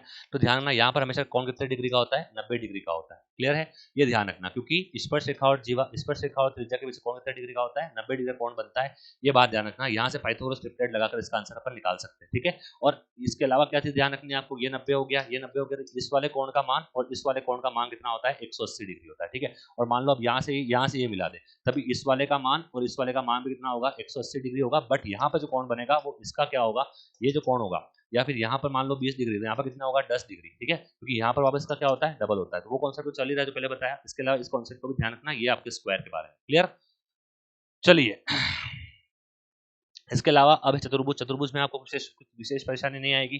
चतुर्भुज तो परिभाषा याद रखना, परिभाषा कौन कौन सी है वो ध्यान रख लेना चतुर्भुज के अंदर तो। और उसके अलावा जो इसके फॉर्मूले हैं वो ध्यान रखना। चतुर्भुज में ऐसा कुछ विशेष है नहीं, हाँ। चतुर्भुज में तो प्रमेय में लिखो है किसको कौन सा चतुर्भुज कहते हैं, सभी चतुर्भुज जो है समलंब होते हैं, कैसे होते हैं, क्यों होते हैं, सारी परिभाषाएं जो है उसको विशेष रूप से ध्यान रखना। और चतुर्भुज के अंदर समान चतुर्भुज विशेष ध्यान रखना। समान चतुर्भुज में क्या होता है, देखना, ध्यान रखना क्या होता है। एक तो ये कोण का योग कितना होता है, 180 डिग्री, इनके अंदर कितने डिग्री मिलता है, 90 डिग्री पर, ये ध्यान रखना ना। यहाँ से प्रश्न पूछते हैं कि ये दोनों कोणों का योग कितना होता है, 180 डिग्री। इसके अलावा एक चीज और होती है, क्या होता है कि इसमें आमने सामने कोण होते हैं ना, वो क्या होते हैं, बराबर। आमने सामने कोण क्या होते हैं, बराबर होते हैं। ये कोण बराबर होता है ना, ये कोण और ये कोण बराबर होता है, ये कोण और ये कोण भी क्या होता है आपस में बराबर। तो ये प्रश्न आमने सामने कोण बराबर होते हैं, पहला ये लगातार कोणों का योग 180 डिग्री होता है, तो इन दो कॉन्सेप्ट से प्रश्न आपके बैठ जाएगा। जहां तक मैं सोच पा रहा हूँ ऐसा होगा, हमने क्लास में कराया हुआ है, क्लियर। तो ये हो गया, चतुर्भुज हो गया, वृत्त हो गया, त्रिभुज हो गया, रेखा व कोण हो गए। तो ज्योमेट्री कंप्लीट अपनी। अब बहुभुज, यस, बहुभुज का भी अच्छे प्रश्न मैंने बहुभुज के कराए हैं। बहुभुज का एक विशेष रूप से ध्यान रखना, बहुभुज के जो कुल कोणों का योग होता है वो कितना होता है, n-2 × 180 डिग्री टोटल कोणों का योग होता है। और प्रत्येक कोण का मान कितना होता है, अपॉन में n। ये अंतर कोणों का प्रत्येक कोण निकालने का है। और ये 360 डिग्री अपॉन n, ये प्रत्येक बाह्य कोण निकालने का है। ठीक है, इसको आप विशेष थोड़ा सा देख लेना, इसको 2 5 सवाल 10 सवाल 15 सवाल कराए हैं मैंने क्लास में, तो उसको एक बार आप देख लेना। क्लियर है? बहुभुज का एक प्रश्न आ सकता है, बस प्रश्न कैसे आएगा, प्रत्येक कोण का मान दे देगा, भुजाओं की संख्या पूछ लेगा आपसे, और विकर्णों की संख्या क्या होती है बताई थी मैंने, n(n-3) डिवाइडेड बाय 2। इसको भी याद रखना। हो सकता है कि आपको भुजाओं की संख्या देके विकर्णों की संख्या पूछ ले, तो n(n-3) ये फॉर्मूला कहाँ से आता है, डेरिवेशन कहाँ से होता है, सारी चीजें अपन कर चुके हैं। अब आपको केवल फॉर्मूले पे फोकस करना है। डन? क्लियर? यस। अगला सुपर मोस्ट इंपोर्टेंट आ रहा है भाई, अगला सुपर मोस्ट इंपोर्टेंट है क्षेत्रफल व आयतन।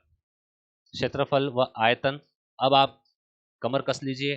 क्षेत्रफल व आयतन जो है लेवल 1 वाले 2 वाले, लेवल 1 1% 200% आएगा एक प्रश्न, जो भी आ सकते हैं, लेकिन लेवल 2 वाले यकीन मानेगा 2 से 3 प्रश्न क्षेत्रफल व आयतन से, 2 से 3 प्रश्न आपके आएंगे, कम से कम 5 प्रश्न आएंगे यहाँ से, क्योंकि अभी तक का रिकॉर्ड ये रहा है, अभी तक का रिकॉर्ड रहा है कि RSMSSB का फेवरेट टॉपिक रहा है क्षेत्रफल व आयतन।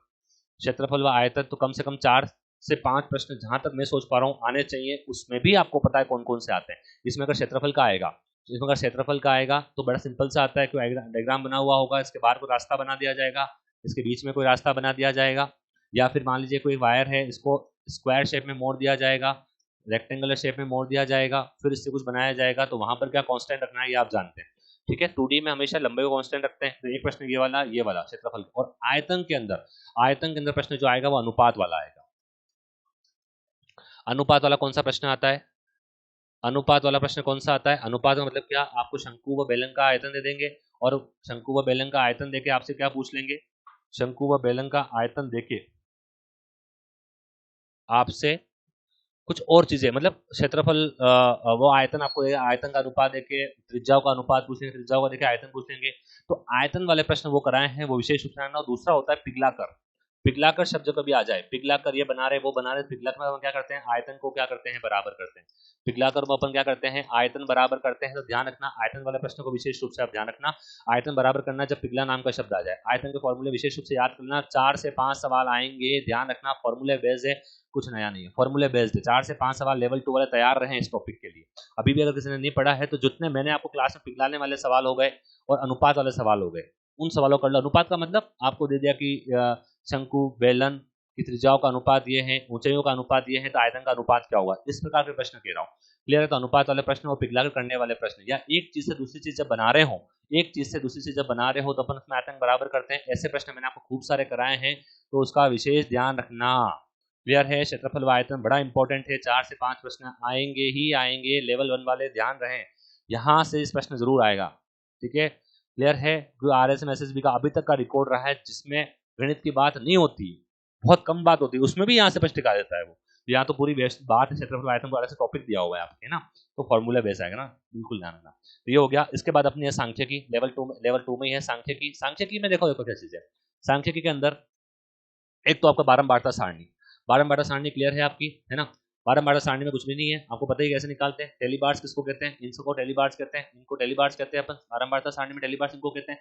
क्लियर है? फिर अपन ने इसके अंदर पढ़ा था माध्य माध्यिका बहुलक, मोस्ट इंपॉर्टेंट, माध्य माध्यिका बहुलक। माध्य माध्यिका बहुलक क्या होता है, मैंने माध्य माध्यिका बहुलक माध्य अलग पढ़ाया आपको, है ना, और सिंपल माध्य निकालना भी सिखाया, साधारण माध्य निकालना भी सिखाया है।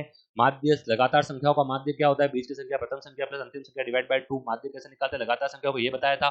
फिर माध्य संख्याओं में सारणी वाले सवाल भी कराए थे आपको, ये x दे रखा हो, ये f दे रखा हो, तो fx करके कैसे निकालेंगे। ठीक है, तो ये माध्य वाला पोर्शन हो गया। फिर माध्यिका का मैंने क्या बताया था कि आरोही अवरोही क्रम में जमाने के बाद, आरोही और अवरोही क्रम में जमाने के बाद जो बीच का पद आता है उसे कहते हैं माध्यिका। लेकिन जब अपने पास सीरीज ये आ जाए, ऐसे आ जाए, कोई नंबर दे दे आपको यहाँ पर एड दे दे, तो अपन क्या निकालते हैं, पहले CF निकालते, फिर उसके हाफ करते, उस संगत माध्यिका देखते हैं ये। और एक मैंने आपको बताया था कि वर्ग वाली आ जाए, 0 से 10, 10 से 20, ऐसे वर्ग वाली आ जाए माध्यिका, तो कैसे निकालते हैं अपन, इसको पता है ना, फॉर्मूला याद है ना, फॉर्मूला याद है ना, ये m इक्वल्स टू क्या बताया था मैंने, L1 + n/2 - c upon f × h, ये फॉर्मूला बताया था जब वर्ग वाली माध्यिका आ जाए तो।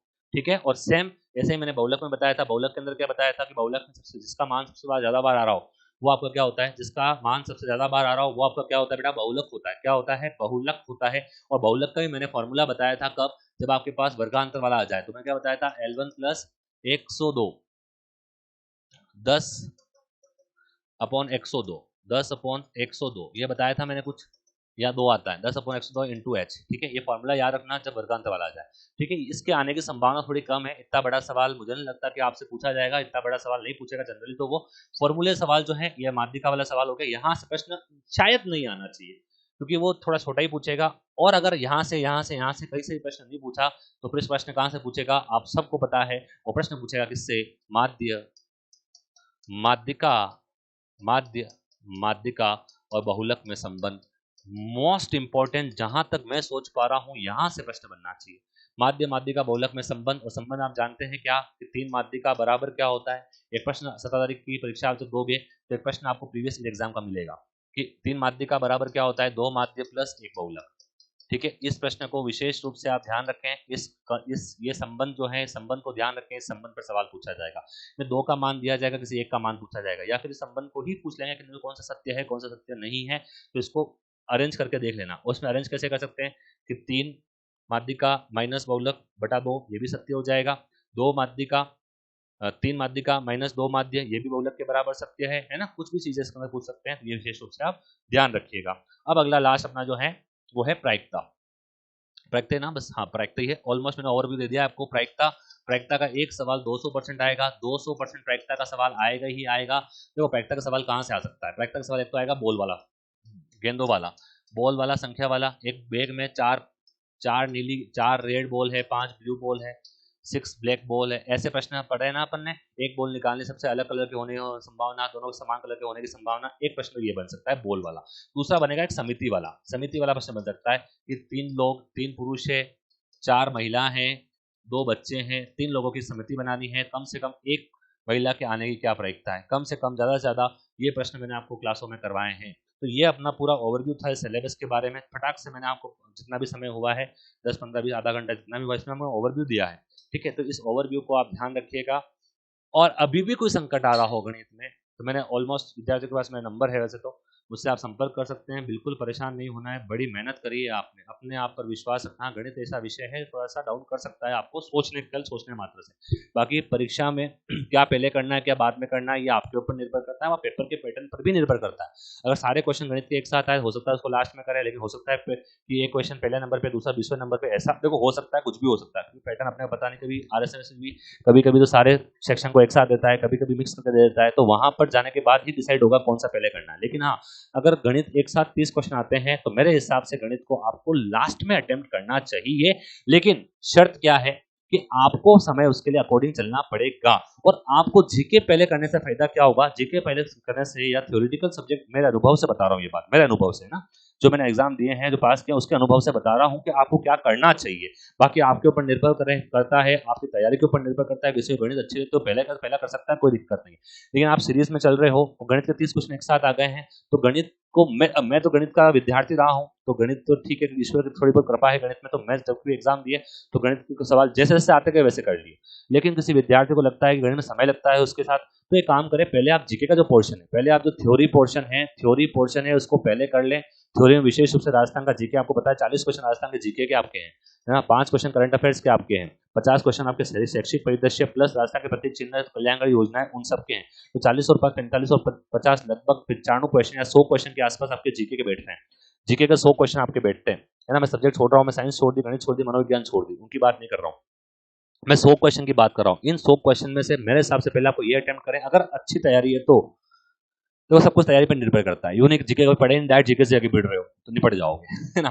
तो डिपेंड करता है कि तैयारी पे, अगर हम जीके पढ़ा है तो 100 क्वेश्चन आप अटेम्प्ट करें। अगर इसमें से 50 भी आपसे एक बार हो गए, 50 तो हो ही जाएंगे, इतने टाइम से पढ़ रहे हो, नहीं भी हो तो कोई बात नहीं, 50 क्वेश्चन आपने कर लिए ना, तो एक बार आप कॉन्फिडेंस हो, 50 क्वेश्चन करने में आपको मुश्किल से 20 से 25 मिनट भी नहीं लगेंगे, ज्यादा बता रहा हूँ ये भी, इतने भी, क्योंकि आपको जीके में केवल पढ़ना है, आंसर देना है। जीके में पढ़ना है, आंसर देना है, जीके में पढ़ना है, आंसर देना है, कोई समीकरण नहीं बनाना है, कोई गणित का सवाल सोल्व नहीं करना है।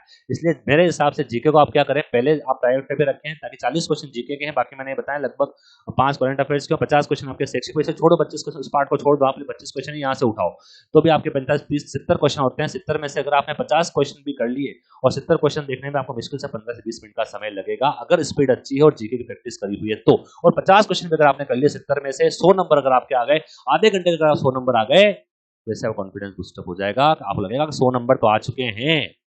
समझ रहे हैं आप बात को। तो उसमें एक्चुअली एग्जाम में कॉन्फिडेंस सब कुछ मैटर करता है।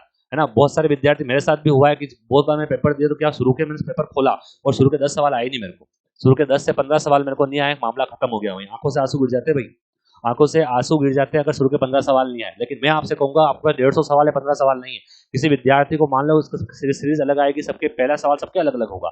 हो सकता है किसी विद्यार्थी को शुरू के 15 सवाल नहीं आए, 20 सवाल नहीं आए। आपको कॉन्फिडेंस नहीं खोना है, कॉन्फिडेंस नहीं खोना है। मैं आपको फिर कह रहा हूँ, मैं नॉन टीएसपी जनरल की बात कर रहा हूँ। अगर आपके 110 से 115 क्वेश्चन आपका अटेम्प्ट है, मैं अधिकतम बता रहा हूं, इसको लेके मत चल लेना। मैं जनरल बात कर रहा हूं अभी तक के क्राइटेरिया के अकॉर्डिंग नेगेटिव मार्किंग के साथ। अगर 100 से 115 क्वेश्चन भी आपने सही कर लिए, सिलेक्शन आपको कोई नहीं रोक सकता। नॉन टीएसपी जनरल मेल की बात कर रहा हूं, अगर 110 से 115 क्वेश्चन आपने सही कर लिए, कोई भी आपको सिलेक्शन से नहीं रोक पाएगा। सीटें अच्छी हैं, कंपटीशन कम है, इतना नहीं है, है ना। हमने तो 15-20 लाख में कंपटीशन में एग्जाम दिया हुआ है, उसके अकॉर्डिंग बता रहा हूं। आपका तो साइंस में शायद 6 लाख और इसमें 3 लाख आपका लेवल 1 में, उसके अकॉर्डिंग ये नंबर, ये क्वेश्चन है ना, क्वेश्चन लगभग नंबर 220-230 के आसपास नंबर मान के चले। Non TSP general male category में आते हैं, टीएसपी से आते हैं, तो अपने आप को नंबर कम कर लेना, ठीक है। कम से कम 20 नंबर का अंतर रहेगा, कम से कम बता रहा हूँ। नॉन टीएसपी और टीएसपी 20 नंबर कम से कम बता रहा हूँ, ज्यादा भी रह सकता है 20 से 25 नंबर का, तो उसके अकॉर्डिंग आप सेट कर लें। अगर कोई टीएसपी से आता है तो 210-205 के आसपास मान के चले। मैं प्रेडिक्शन दे रहा हूँ, इसके ऊपर आपको भरोसा नहीं रहना है। पेपर का सिंपल आता है तो इससे ज्यादा भी करने हैं आपको, और पेपर टफ आ जाए तो जरूरी नहीं मैंने कह दिया आपको इतने अटेम्प्ट करने, वो आपके विवेक पर निर्भर करता है। नेगेटिव मार्किंग नहीं करनी है। अगर आपके अच्छे खास कितने अटेम्प्ट हो गए हैं तो आपको रिस्क भी लेनी है, कितने अटेम्प्ट हो गए तो आपको रिस्क नहीं लेनी है। पेपर अगर हमें पढ़ाई करिए तो पेपर देखते से ही आपको अंदाजा लग जाएगा कि कितने आपको आते हैं, ठीक है प्यारे दोस्तों। ठीक है, बिल्कुल घबराना नहीं है, अपने आप को कूल रखें। आप बहुत अच्छी तैयारी है, आप किसी की बातों में आए, घबराएं नहीं। और पढ़ने के दौरान अंतिम समय में आपके साथ ये बात जरूर होगी, आप कुछ सब्जेक्ट पढ़ेंगे, आप मान लीजिए गणित पढ़ेंगे, साइंस चिंता सताएगी। साइंस पढ़ोगे तो गणित के सवाल याद आएंगे, गणित साइंस दोनों पढ़ोगे जीके याद आएगा, हड़बू जी बाबू जी याद आएंगे, जसनाथ जम्बो जी याद आएंगे, पिपा जी जन्म क्या हुआ, कि बचपन का नाम क्या था, ये याद आएगा, है ना। कोटा मसूरिया की साड़ी कहाँ होती, ये याद आएगा।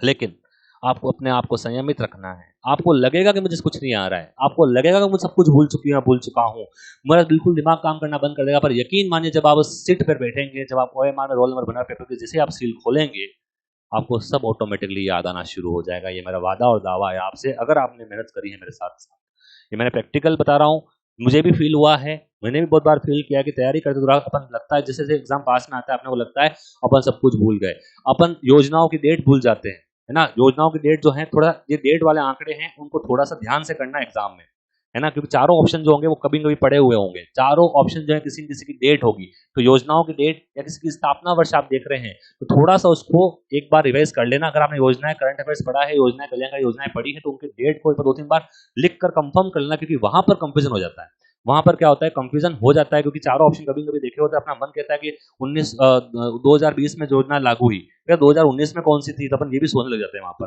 तो जो भी आप योजनाएं पढ़ रहे हैं, जो भी डेटा आप पढ़ रहे हैं, उसको 2-3 बार लिख कर लें। और जनसंख्या का डेटा, जनसंख्या टॉपिक है, जनसंख्या के डेटा को अच्छे से एक बार लिख कर, डेटा लिख कर याद करें। नाम लिखें, डेटा लिखें, नाम लिखें, डेटा लिखें, 5 बार लिखकर मिटा दो, बिगाड़ दो, कोई नहीं, कोई फर्क नहीं पड़ेगा, ठीक है। कंफ्यूज नहीं होना है, मेरी हार्दिक शुभकामनाएं आपके साथ है, ठीक है। बहुत जल्दी 25 फरवरी को अगर मैं मौजूद हुआ यहाँ पर, तो जैसे ही आपका पेपर कंप्लीट होगा, लेवल 1 का 5 क्वेश्चन और लेवल 2 के 30 क्वेश्चन, जैसे ही पेपर कंप्लीट होगा, अगर मैं यहाँ हुआ तो 100% इसी चैनल पर आपको पूरा पेपर सॉल्व कराने के वादा करता हूँ, गणित के 30 क्वेश्चन। धन्यवाद, थैंक यू सो मच, बहुत जल्दी फिर मिलेंगे।